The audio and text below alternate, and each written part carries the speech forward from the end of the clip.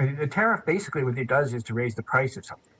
In the case of like our trade with Singapore, we buy a lot of medicines and we buy semiconductor manufacturing equipment. So if you put tariffs on that stuff, the cost of medicines will go up.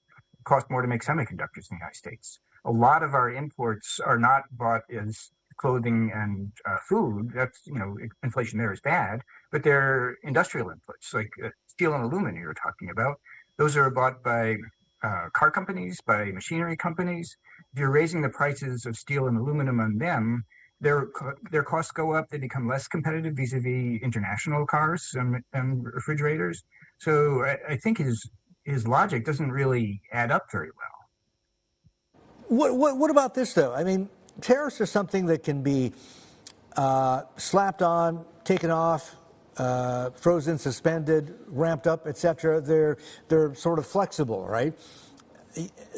Tariffs as a tool to buy the U.S. time to rebuild the industrial base, because that is not going to happen overnight. Well, I think, again, you got to go look back to experience.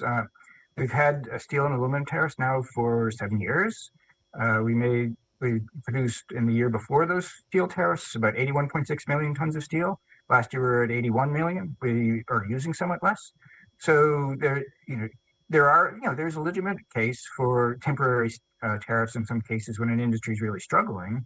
But if you use them all the time and use them all sorts of industries and you never let them off, then the costs rise, and that's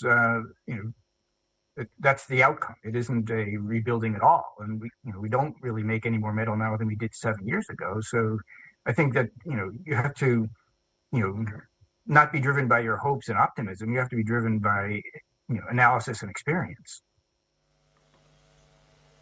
We're just getting another flash that Trump is saying that there will be no exceptions or exemptions. But from what we know about Trump, I mean, is it possible that down the line there is going to be a backflip? Sure. You never know.